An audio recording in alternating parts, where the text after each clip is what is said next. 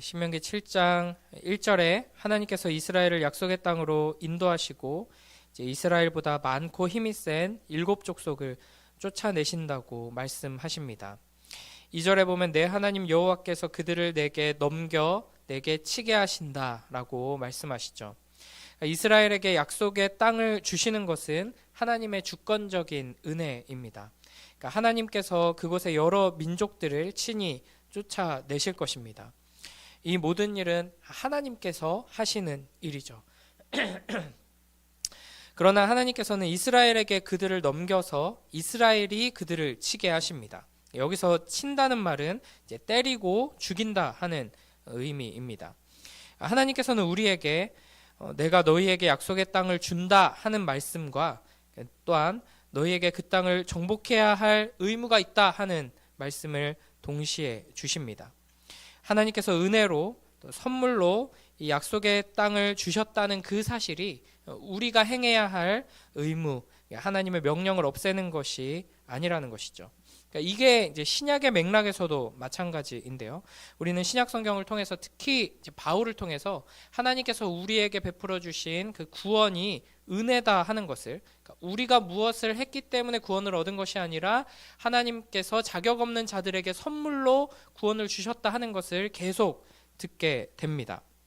그러나 이제 1세기의 맥락에서는 이와 같은 엄청난 선물을 받았다는 것이 동시에 우리에게 영광스러운 책임과 의무가 있다는 것을 이야기했습니다. 그러나 우리는 이제 잘못 착각하곤 하죠. 하나님의 그 구원은 은혜로 주어진 것이고 우리의 공로가 아니고 하나님의 일이니까 우리는 아무것도 할 게 없구나. 나는 아무것도 안 해도 되는구나. 이렇게 많이 착각하곤 합니다.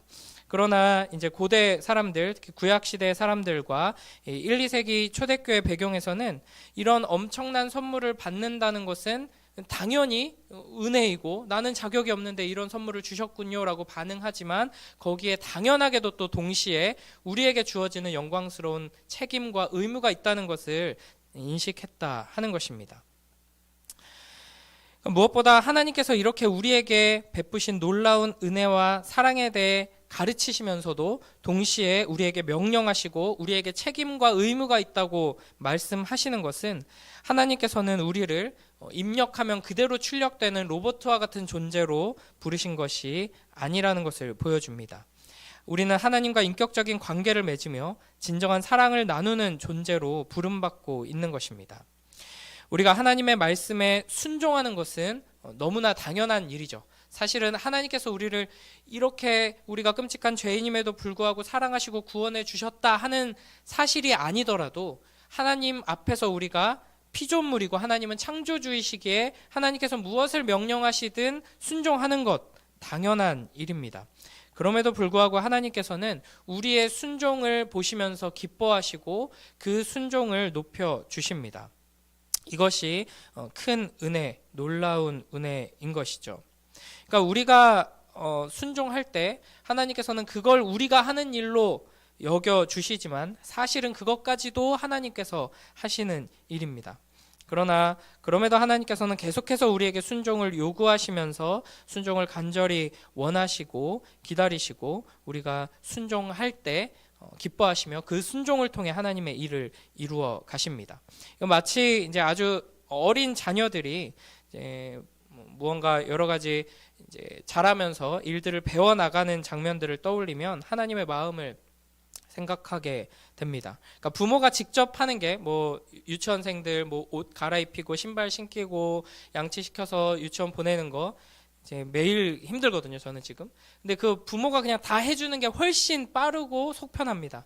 그러나 기다려주고 이제 조금씩 도와주면서 잘했다 칭찬해주고 이렇게 하면서 스스로 하게 하죠. 사실은 부모가 더 힘들고 더 노력했지만 자녀가 마치 무언가를 한 것처럼 칭찬해 주면서 기뻐합니다. 하나님께서 우리를 이런 마음으로 계속해서 기다려주시고 우리에게 순종할 기회를 열어주시면서 우리로 하여금 하나님과 사랑을 주고받는 그 자리까지 자라나도록 이끌고 가신다 하는 것이죠. 또 이제 2절에 보면 그때 너는 그들을 진멸할 것이라 그들과 어떤 언약도 하지 말 것이요 그들을 불쌍히 여기지도 말 것이며 라고 말씀하십니다. 그러니까 여기서 진멸이라는 단어는 이제 하나님께 바친다 하는 말이고 또 모든 생명을 죽이라는 명령과 함께 이제 계속해서 등장하게 됩니다. 신명기 2장 7절이나 13장 17절 등을 보면 하나님께서는 가나안 족속들은 한 사람도 남겨놓지 않고 다 죽이라고 명령하십니다. 그러니까 어린아이뿐 아니라 동물, 물건, 그러니까 다 진멸해버리라, 다 없애버리라 라고 무섭게 말씀하시죠. 다른 곳에서는 하나님은 악인의 죽음을 참아 보지 못하시고 햇빛과 비를 악인과 선인에게 고루 내리시는 분으로 계시되고 있는데 여기서는 아이부터 어른까지 다 진멸하라 이렇게 무섭게 말씀하십니다. 왜 가나안 족속을 이렇게 다 쓸어버리라고 말씀하시는가? 이 지점에서 하나님은 굉장히 무자비한 분이다, 악한 분이다 이렇게 공격하는 사람들이 또 오해하는 사람들이 많이 있습니다. 우리는 이 하나님의 진멸 명령을 그러니까 하나님의 명령으로 이제 가나안 땅에 들어가서 이스라엘이 행해야 하는 전쟁은 진멸 전쟁인데 그 전쟁의 의미를 잘 알아야 합니다. 이것은 이스라엘을 위한 전쟁이 아니라 하나님을 위한 전쟁입니다. 하나님께서는 아브라함과 언약을 맺으시면서 창세기 15장에 이 땅을 당장 줄 수 없고 400년 후에 주겠다고 약속하시죠. 창세기 15장 16절 보면 그렇게 말씀하시는데 그것은 이 가나안에 사는 이방 족속들, 아모리 족속, 가나안 족속의 죄가 아직 가득 차지 않았기 때문입니다. 그리고 이제 너희가 가나안 땅에 들어가서 이들을 다 진멸하라 명령하시는 것은 이들의 죄가 가득 찼기 때문이죠. 하나님께서는 기다리셨습니다. 인내하시고 참으셨습니다. 그러나 이제는 그 심판의 때가 온 것이죠. 그래서 이스라엘은 이제 이 땅에 들어가서 하나님의 심판을 실현하는 그 대리인으로 전쟁을 치르게 되는 것입니다. 그러니까 이 전쟁은 이스라엘을 위한 이스라엘의 전쟁이 아니라 하나님의 심판이 내려지는 하나님의 전쟁이다 하는 것이죠. 이 당시 가나안 문명은 이제 인류 역사 속에서 보아도 너무나도 끔찍한 타락의 모습을 보여주고 있었습니다. 그러니까 가증한 우상 숭배의 죄악이 아주 깊이 뿌리내리고 있었고, 특히 이제 가나안 종교의 특징이 성적으로 문란할 뿐 아니라 약자들을 아주 무자비하게 착취하고, 그리고 이제 그들의 신에게 제사 지낼 때 자주 행했던 일들이 어린 아기들을 제물로 바치는 것이었죠. 이런 끔찍한 문화가 이제 가득 차 있는 상태에서 하나님께서는 이제 이들을 온전히 심판하심으로써 이 땅에 하나님의 나라를 회복시키고 세우려고 하시는 것입니다.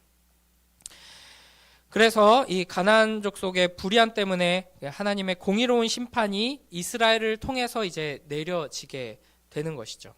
반대로 나중에 이제 이스라엘이 하나님의 말씀에 계속 불순종하면서 우상 숭배하고 했을 때 하나님께서는 이방을 도구로 해서 이스라엘을 심판하기도 하십니다.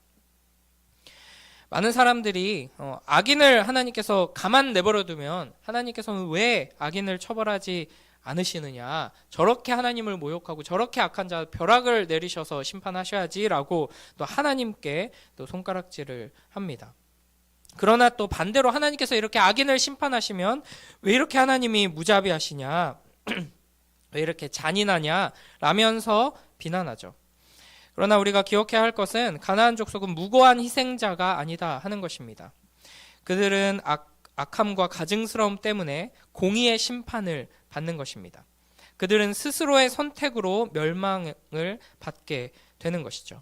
우리가 잊지 말아야 할 것은 하나님께서는 오래 참으십니다. 우리가 상상할 수 없을 만큼 어떻게 저렇게 오래 참으시지?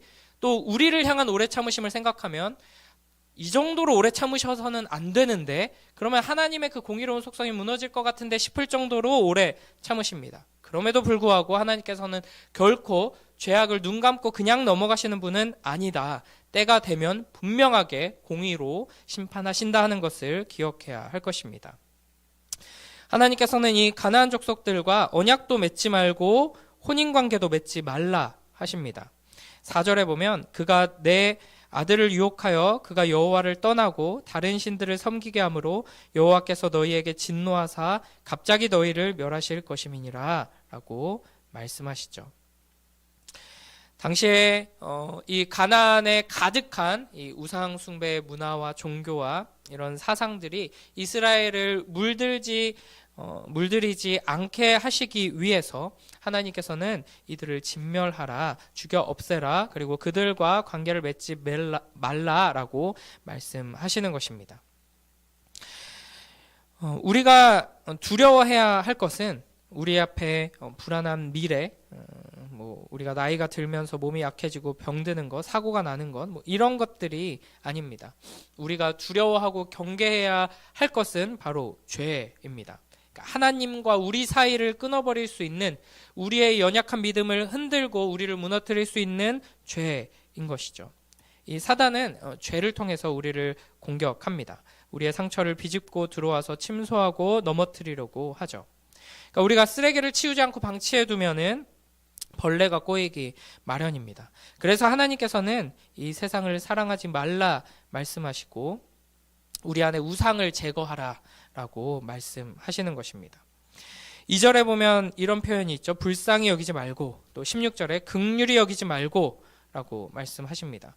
그러니까 어떤 핑계를 대서라도 우리가 진멸하기를 망설일 것을 하나님께서 알고 계셨습니다. 이스라엘의 역사 속에서 이런 장면들이 계속 등장하죠. 그리고 결국에는 진멸하지 못해서 그 우상숭배의 영향을 받게 되죠. 그러니까 우리 안에 죄에 대해서 역겨워하는 마음, 신자이기 때문에 성령이 오셔서 우리 안에 생명이 일어났기 때문에 죄를 두려워하고 역겨워하는 측면들도 분명히 있습니다. 그 생명의 반응이 있죠. 그러나 여전히 죄악된 본성, 죄의 습관이 남아있기 때문에 죄를 완전히 진멸하지 않고 남겨두고자 하는 마음도 우리 안에 있는 것입니다. 그래서 하나님께서는 분명하게 이렇게 진멸하라 명령하시는 것이죠. 또 이제 혼인하지 말라 하시는데, 고대 사회에서의 결혼은 야곱의 딸 디나 사건에서 볼 수 있듯이 종교와 문화의 혼합을 의미합니다. 그래서 하나님께서 이 이방인들을 이렇게 배척하시는구나 싶은데, 단순히 이것은 민족주의나 혈통주의가 아니라 언약 백성을 보호하시기 위해, 이 신앙 공동체를 지키기 위해 우리를 축복하시기 위해서 하시는 명령이다 하는 것을 기억해야 할 것입니다. 그러니까 마치 이제 우리가 하나님께서 우리 안에 있는 모든 우상들과 약한 문화들을 끊어내고 진멸하라라고 말씀하실 때 우리가 망설이고 또 어떤 핑계를 대면서 합리화를 시키면서 완전히 진멸하지 못하는 이런 모습들은 어떻게 보면 우리를 납치해서 우리를 상하게 하고 착취하고 거의 초죽음에 이르게 한 악한 자들을 이제 우리의 부모가 우리를 건져내고 그 악한 자들을 이제 감옥에 보내면서 막 욕하고 있을 때 이제 자기를 납치한 자들에게 연민을 느끼는 걸 스톡홀름 증후군이라고 하잖아요. 우리 엄마 아빠는 왜 이렇게 폭력적이고 왜 이렇게 자비가 없고 사랑이 없는가라고 하면서 부모를 막 밀치고 자기를 납치하고 때렸던 자를 긍휼히 여기는 것과 같은 아주 이상하고 역겨운 모습이라 할 수 있습니다.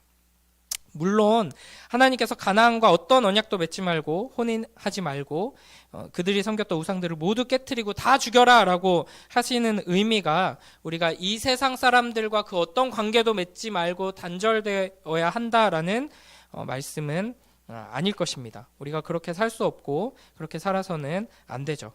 이 말씀은 그들과 물리적인 관계를 맺지 말고 한 공간에 있지 말라는 것이 아니라 그들의 삶의 방식과 가치관을 결코 따라서는 안 된다는 무서운 경고의 말씀인 것입니다.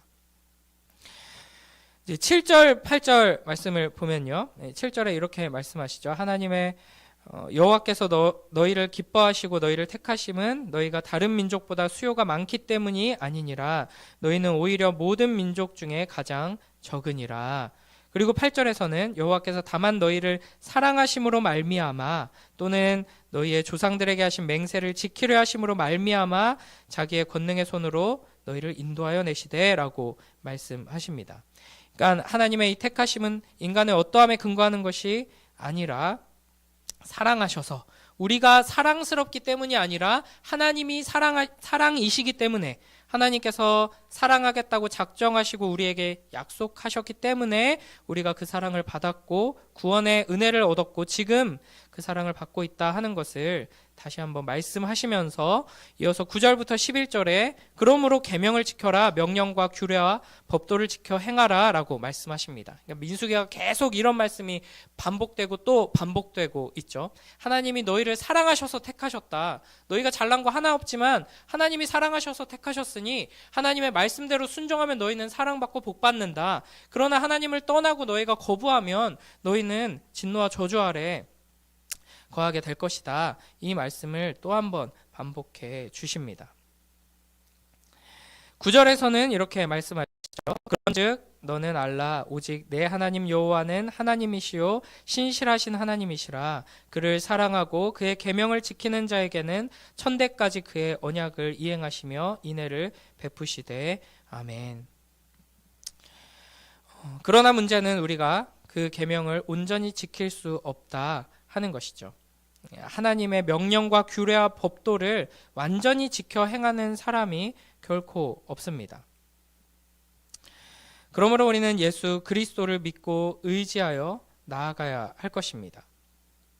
예수 그리스도의 이름으로 하나님께 나아가는 우리들을 하나님께서는 예수 그리스도를 통해서 보십니다. 우리의 불순종이 아니라 예수 그리스도의 순종을 통해 우리를 보시고 우리의 불의함이 아니라 예수 그리스도의 의로움을 통해 우리를 보십니다. 그러니까 이 신명기의 이야기를 우리는 이 뒤에 이어지는 이야기들을 다 알기 때문에 하나님께서 이미 1세대에 실패한 자들을 겪으시고 그 자녀들은 보고 배운 게 자기 부모들이 계속 반역하다가 실패한 거였잖아요. 그러니까 제대로 된 가르침을 받지 못한 이들과 다시 언약을 맺으시면서 다시 가르치시면서 이렇게 인내하시지만 그럼에도 결국에는 또 실패한다는 것을 알고 있습니다. 그래서 우리에게 예수 그리스도를 보내주셨고 예수 그리스도를 붙들고 의지하게 하시죠. 예수 그리스도를 믿고 붙들고 의지하여서 예수 그리스도를 통해서 우리를 사랑하시는 하나님을 사랑하며 나아가는 자들에게 하나님께서는 우리가 행하는 그 작은 순종, 작은 열매들을 보시며 기뻐하십니다. 비록 그 우리가 하나님께 내놓는 작은 순종, 작은 열매들이 대부분의 불순종 사이에서 겨우겨우 삐져나온 것들이라고 할지라도 그것을 보시며 하나님께서는 기뻐하시고 아주 큰 순종처럼 받으셔서 그 작은 것, 그 당연히 해야 할 그 순종을 불완전하게 했음에도 불구하고 그것을 통해 축복하시고 하나님의 나라를 이루어 가십니다. 이것이 하나님의 사랑입니다. 끝까지 불순종하는 이스라엘을 끝까지 인내하셔서 결국에는 우리에게 예수 그리스도를 보내주시고 예수 그리스도를 통해 이스라엘이 실패한 그 순종을 조금이나마 행할 수 있게 하신 그 은혜에 감사하며 주님의 그 사랑을 예수님을 통해 깨닫고 우리 안에 이 죄악들을 끝까지 역겨워하며 하나님의 그 진노를 기억하며 같이 그 우리 안의 죄악들을 향해 진노하며 싸워 이기는 우리가 될 수 있게 하여 주시옵소서. 기도하며 오늘 하루 살아가는 복된 우리 모두가 되길 주님의 이름으로 축복합니다.